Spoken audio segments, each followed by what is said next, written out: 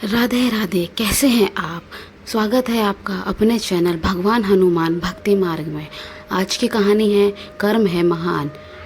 एक छोटे शहर में रहते थे पंडित जी, जो ना तो पंडिताई करते हैं और ना ही किसी पंडित के घर में पैदा हुए हैं। लेकिन फिर भी पूरा शहर अब तो इंटरनेट की बदौलत ना जाने कहाँ कहाँ के लोग उन्हें पंडित जी के नाम से पुकारा करते थे। उनका असल नाम है ब्रजभूषण। वह एक सरकारी ऑफिस में ज़िंदगी भर काम करने के बदले ठीक ठाक पेंशन लेके रिटायर हुए हैं।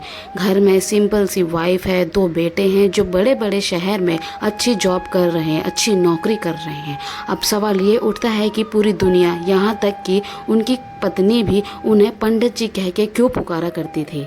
इसके पीछे भी एक कहानी है जो कि पंडित जी, मेरा मतलब है ब्रजभूषण जी के जीवन में घटी सच्ची घटना है। तो आइए जानते हैं पंडित जी, मेरा मतलब है ब्रजभूषण जी की सच्ची घटना के बारे में। बात उस दौर की है जब हमारे देश में कंप्यूटर की रेवोल्यूशन शुरू हुई थी। तमाम ऑफिसों में कंप्यूटर लगाया जा रहा था और उसकी दौरान ट्रेनिंग भी दी जा रही थी। ब्रजभूषण जी हमेशा से पढ़ने और नई चीज़ों को सीखने में बड़े शौकीन थे। बल्कि उनकी पत्नी के शब्दों में कहें तो वह रामायण और गीता तो घोल कर पी गए थे। अक्सर घर ऑफिस के महफिलों में बहुत सुंदर शब्दों में रामचरितमानस की चौपाइयाँ और गीता के श्लोकों की बड़ी सिंपल और आसान उदाहरण देते थे। उनको कंप्यूटर की ट्रेनिंग देने वाली टीम बाहर से आई थी। 4 जवान लड़के थे जो शायद अभी अभी अपनी पढ़ाई पूरी करके निकले थे।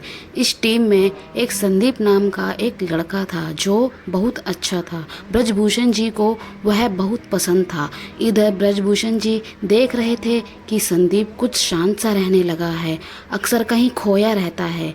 एक दिन ब्रजभूषण जी ने संदीप को डिनर पर बुलाया और खाना खाने के बाद बातों बातों में उसने पूछा, संदीप क्या बात है, क्यों परेशान हो? मैंने देखा है अक्सर आप खोए खोए से रहते हो।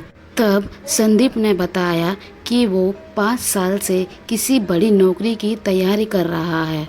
लगातार तैयारी करने के बाद भी तीसरी बार भी उसे असफलता ही मिली थी, जिसने उसकी पूरी तरह से उसकी हिम्मत तोड़ दी थी। और चौथी बार अब एग्ज़ाम देने की उसकी हिम्मत ही नहीं थी। तब ब्रजभूषण जी ने उसे गीता का एक श्लोक सुनाया। कर्मण्येवाधिकारस्ते मा फलेषु कदाचन मा कर्म फल हेतु भूर्व मा ते संगोस्त कर्मणि। जानते हैं संदीप, इसका मतलब क्या है, मीनिंग क्या है? ये श्लोक भगवद गीता के दूसरे चैप्टर का 47वां श्लोक है।